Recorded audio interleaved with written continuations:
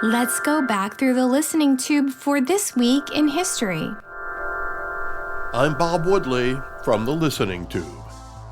This week in 1559, King Henry II of France is mortally wounded in a jousting match against Gabriel de Montgomery. Wait a second. Why was a king taking part in a jousting match? Was this some kind of duel or gentleman's challenge? I'm going to look that up. He's gonna look it up. He's really gonna do it. I want the truth! You can't handle the truth! As it turns out, the last joust of King Henry II of France was the culmination of a very jubilant day that included not one, but two weddings of the king's relatives. His daughter and his sister were both being married to noblemen, one from Spain and the other from England. It would not only be a night of socially acceptable sex, but also a new era in peace.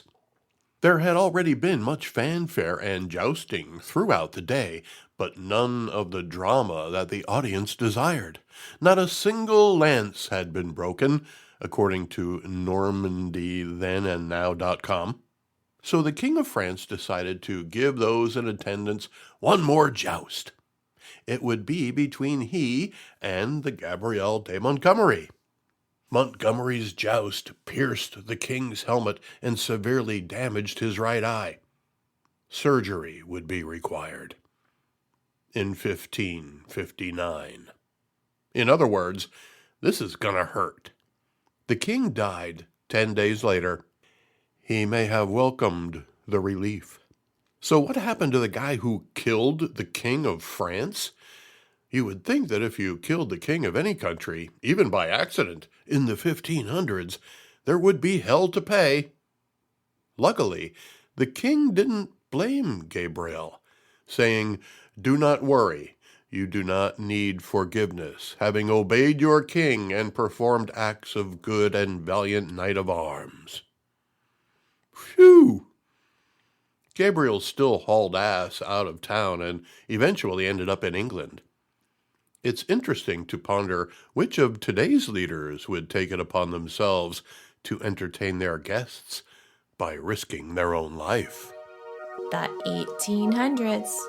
This week in 1837, a system of the civil registration of births, marriages, and deaths is established in England and Wales. This may not seem like a big deal compared with the way we keep track of everything now. But until 1837, only the church kept track of any of that stuff. As far back as human history goes, it's always been the church that kept the most accurate records of people. From the who begat who part of the Old Testament, it's been the church who kept track of everything. Even pre-Christianity, the Romans and the Greeks kept track of occasions through worship. Births, deaths, marriages, all sorts of categories were tracked by or through religion. But there was no organized way to keep track. Too many different variables and methods. For the government to begin keeping track was a very revolutionary idea.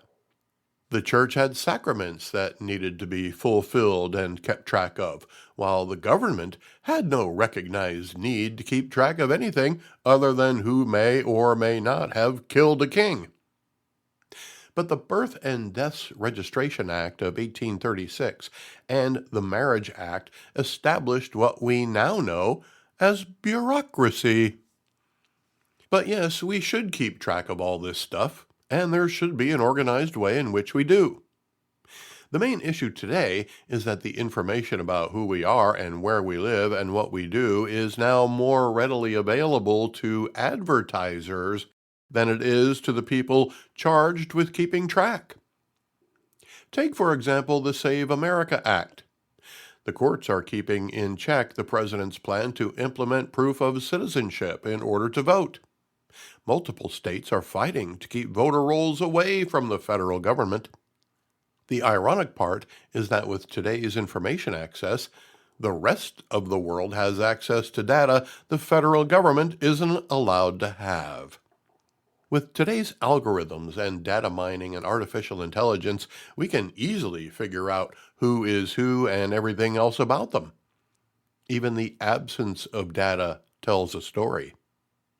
The good news is that the churches are still keeping track. And if the political apparatus ever crumbles, as has happened before, the records kept by the religions of the world may be where history begins again. Send email to thelisteningtube@outlook.com. This week in 1966, the National Organization for Women, the United States' largest feminist organization, is founded. Haven't heard much from them lately. Is it because they were a liberal feminist movement and now the liberals won't define a woman? Is it because the left supports men pretending to be women in sporting events and they don't know how to come down on the issue? Do they support only biological women, or do they support anybody who claims to be a woman? It doesn't seem like a very complicated issue to me for an organization that claims to be an advocate for women. The absence of a strong advocacy for women by the National Organization for Women, demonstrated by the roaring silence from them, is a clear signal that there's money at play. Leftist donors have always been the lifeblood of feminist organizations, but now the left has abandoned feminists in favor of people with unidentifiable genders and sexual preferences. Meanwhile, President Trump has made Susie Wiles the most powerful woman in the world by appointing her to be the first female White House Chief of Staff in American history. This week in 1990, German reunification begins after the Berlin Wall came down. East Germany accepts the Deutschmark as its currency, thus uniting the economies of East and West Germany. On my first trip into East Berlin, I had to exchange Deutschmarks for Ostmarks, or Eastmarks, because that was the only kind of money you could spend there. I think I traded in about $100 worth, and the pile of money I got in return was like a brick of bills. The Eastern currency had so little value. The only thing I bought in East Berlin was a wallet to keep all the money in, and a flag of the former Soviet Union. I still have the flag. And this week in 1997, the United Kingdom transfers sovereignty over Hong Kong to the People's Republic of China.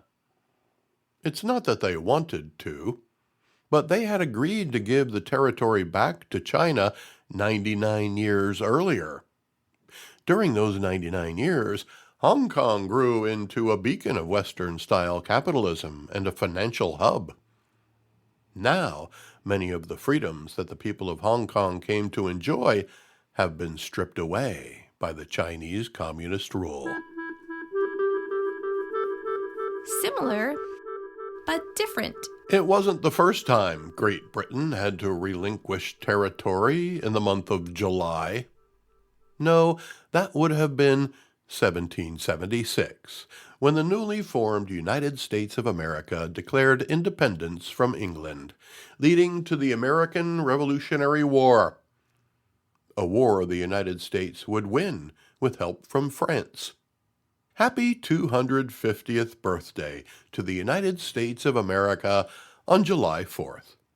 The occasion is being observed with great fanfare, including a national state fair in our nation's capital.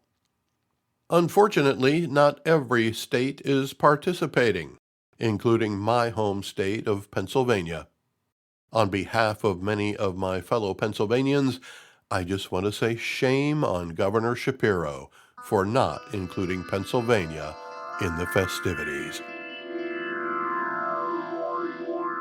Follow The Listening Tube at thelisteningtube.com. From The Listening Tube, I'm Bob Woodley for Thou Ad Infinitum.